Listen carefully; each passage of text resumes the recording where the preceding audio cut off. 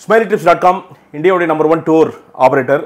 இப்போ வந்து பார்த்தீங்கன்னா இந்தியா மட்டும் இல்லாமல் உலகம் ஃபுல்லாக வந்து ஃப்ரான்ச்சைஸ் தராங்க 15 லட்சம் ரூபாய்க்கு. 15 லட்சம் ரூபாய்க்கு என்ன தராங்க அப்படின்னா, நீங்கள் வந்து கடையில் இன்டீரியர்ஸு, அதே மாதிரி வந்து எம்ப்ளாயி சேலரி, அதே மாதிரி வந்து பார்த்தீங்கன்னா உங்களுக்கு வந்து லீட் ஜென்ரேஷன், அதே மாதிரி அந்த எம்ப்ளாயி மெயின்டெனன்ஸ் இப்படின்ட்டு வந்து பார்த்தீங்கன்னா A to Z ஒரு கடைக்கு வந்து என்ன செட்டப்புக்கான எல்லா விஷயமோ அது எல்லாமே வந்து உங்களுக்கு வந்து ஸ்மைலி ட்ரிப்ஸில் வந்து பண்ணி தராங்க. ஸோ ஒரு ஃப்ரான்ச்சைஸ் ஆரம்பித்து சக்ஸஸ்ஃபுல்லாக நீங்கள் பண்ணணும் அப்படின்னு நினச்சிங்கன்னா 15 லட்ச ரூபா இன்வெஸ்ட் பண்ணால் தாராளமாக வந்து பார்த்தீங்கன்னா இவங்க பண்ணி தராங்க அப்படின்னு வந்து சொல்கிறாங்க. ஸோ டூர் அப்படின்னாலே வந்து SmileyTrips.com நம்பரை காண்டாக்ட் பண்ணுங்கள். இன்றைக்கே உங்கள் ஃப்ரான்ச்சைஸை ஆரம்பிங்க.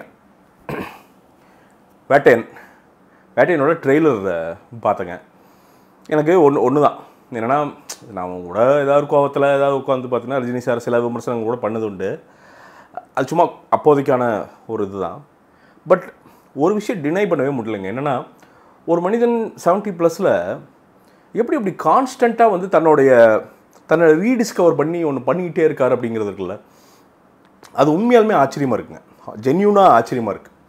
நம்ம ஒரு 39 ஆகுது, நமக்கு இன்றைக்கே வந்து பார்த்திங்கன்னா ஒரு 70 அந்த மீட்டரில் தான் சுற்றிக்கிட்டு இருக்கோம். நம்மளாம் ஒரு 60 வந்து நடப்பமானே தெரியாது. ஒரு 72 73 உட்காந்து இப்படி ஒரு படம் வந்து டிசைன் பண்ணி, ஓகே இது வந்து ஒரு கமர்ஷியல் ப்ளஸ் கிளாஸாக இருக்கும் படம். ஏன்னா ஞானவேலுடைய படம் நம்ம வந்து ஜெய்பீமெல்லாம் எடுத்திருக்காரு. அப்படிங்கிறப்போ அதில் ஒரு கேலப் வேணும் அப்படின்னு சொல்லிட்டு வந்து பார்த்திங்கன்னா அந்த பாட்டை உள்ளே கொண்டு வந்து மனசிலாயை கொண்டு வந்து அதை அவரே வந்து டான்ஸ் ஆடுறாரு. நிறைய இடங்களில் போய் மேடையில் நின்று 1 மணி நேரம் பேசி ப்ரொமோட் பண்ணுறாரு. எவ்வளோ டெடிக்கேஷனுங்க சீரியஸாகவே. அந்த பாட்டு இன்றைக்கி உலகம் ஃபுல்லாக வந்து வைரல் 5 லட்சம் 6 லட்சம் ரீல்ஸுக்கு மேலே இருக்குதுன்னு நினைக்கிறேன். எனக்கு தெரிஞ்சு அவ்வளோ பேர் பார்த்துட்டாங்க. படத்துக்கு வந்து இன்றைக்கி ஒரு எப்படி சொல்கிறது, ஓகே ஒரு ஸ்டெடியான ஓப்பனிங் ஒன்று வந்துடும், சம ஓப்பனிங் ஒன்று வந்துடும் அப்படிங்கிற அளவுக்கு ஒரு வேலை பண்ணி வச்சுருக்காரு.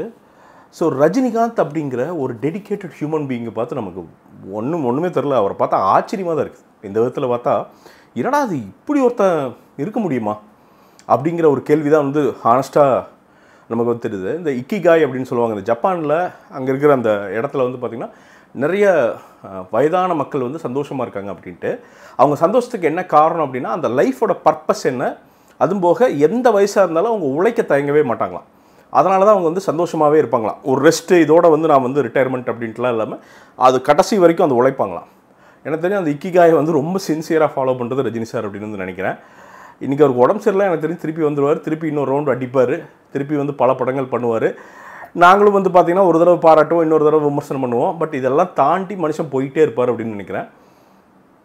அதுதான் ரஜினிகாந்த் அப்படின்னு நினைக்கிறேன். இது வந்து ஹானஸ்ட்டாக சொல்கிறேங்க. இது ஒன்றும் இதுக்காண்டி அதெல்லாம் ஹானஸ்ட்டாக சொல்கிறேன். சரி, இந்த ட்ரெய்லர் என்னடா அப்படின்னு கேட்டிங்கன்னா, நான் நிறைய கேள்விப்பட்டேன். இந்த படத்தை பற்றி நிறையா கேள்விப்பட்டேன். ரொம்ப இன்ட்ரெஸ்டிங்காக நிறையா டிஸ்கஷன் போயிருக்கு. அதாவது வந்து பார்த்திங்கன்னா ரஜினி சார் வந்து பார்த்திங்கன்னா ப்ரோ என்கவுண்டர் பண்ணாதான் அப்போ தான் சட்டம் ஒழுங்கு அப்படின்ட்டு. அமிதாப் பச்சன் சார் அது ஆப்போசிட் நிற்கிறாரு. அமிதாப் பச்சன் சார் சைடில் வந்து டைரக்டர் நிற்கிறார் அப்படின்னு நினைக்கிறேன் தனஞ்சயன். ஏன்னா அவர் வந்து பார்த்திங்கன்னா ரொம்ப ரேஷனலிஸ்ட்டு, நிறைய வந்து பார்த்திங்கன்னா அந்த பகுத்தறிவு அதை பற்றி பேசக்கூடிய ஒரு மனிதர். அப்படிங்கிறப்போ எந்த காலத்துலேயும் வந்து என்கவுண்டர் அப்படிங்கிறது வந்து அது வந்து பார்த்திங்கன்னா அது ஒரு நல்ல விஷயம் அப்படின்னு நம்ம சொல்லவே முடியாது. ஏன்னா அது நமக்கு நடக்கிறது இல்லை. அதனால் இன்னொருத்தர் என்கவுண்டர் பண்ணும்போது வந்து அதை பார்த்து நம்ம சிரிக்கிறோம், விசில் அடிக்கிறோம், எல்லாம் பண்ணுறோம், சூப்பராக செத்துட்டாண்டா அப்படிங்கிறோம். அது நம்ம குடும்பத்தில் ஏதாவது ஒரு ஃபேக்காக நடக்கும்போது தான் அதோட வலி என்னன்னு நமக்கு தெரியும் அப்படின்னு வந்து நான் நினைக்கிறேன். ஸோ எந்த வகையிலுமே என்கவுண்டர் வந்து நம்ம ஆதரிக்கூடாது ஒரு சொசைட்டி அப்படிங்கிறது என்னோடய பாயிண்ட் ஆஃப் வியூங்க. இந்த படத்தை பொறுத்த வரைக்கும் இந்த டிஸ்கஷன் போயிருக்கு. எப்படின்னா அதுவும் முக்கியமாக வந்து பார்த்திங்கன்னா இந்த கிளைமேக்ஸ் எல்லாம் வந்து பார்த்திங்கன்னா ப்ரோ என்கவுண்டராக இல்லை வந்து எப்படி அப்படிங்கிற டிஸ்கஷன் போய் அதில் வந்து ரொம்ப இன்ட்ரெஸ்டிங்கான ஒரு முடிவுகள் வந்து எட்டப்பட்டிருக்கிறதா சொல்கிறாங்க. இந்த ட்ரெய்லர் பார்க்குறப்ப நம்ம என்ன ஃபீல் ஆகுது அப்படின்னா, கண்டென்ட் ப்ளஸ் கிளாஸ் இந்த ரெண்டையும் கரெக்டாக கலந்துருக்கிற மாதிரி தெரியுது. நீங்கள் ஒரு ஷேடில் அந்த ஃபைட் சீன்லாம் வந்து ஜெயிலர் ரஜினிகாந்த் வெளில வர்ற அப்படி, ஒரு இதில் வந்து பார்த்திங்கன்னா ஜெய்பீம் சூர்யா வெளில வர்றாரு. இந்த ரெண்டையுமே வந்து பார்த்திங்கன்னா அழகாக பேலன்ஸ் பண்ணியிருக்காரு அப்படின்னு நினைக்கிறேன் தனஞ்சயன் சார். அது ஐ திங்க் அந்த பேலன்சிங் ஆக்ட் அது இப்போ தான் ஃபஸ்ட் டைம் பண்ணுறாரு அப்படின்னு நினைக்கிறேன். ஏன்னா ஜெய்பீமெல்லாம் ஃபுல் கண்டென்ட் ஓரியன்ட் மூவி.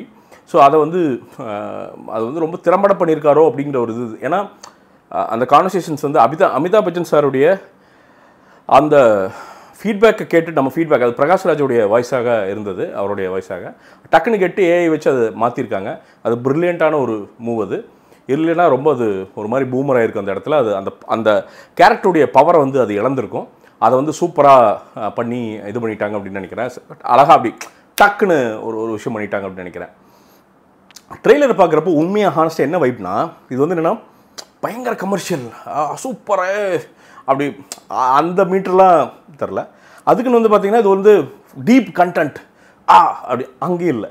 கரெக்டாக எல்லாத்தையும் ஒரு ப்ரொபோஷனாக போட்டு ஒரு வேலை பண்ணியிருக்கிற அந்த மீட்டர் தான் வந்து எனக்கு இந்த படத்தை பொறுத்த வரைக்கும் வந்து எனக்கு அது மட்டும்தான் தெரியுது.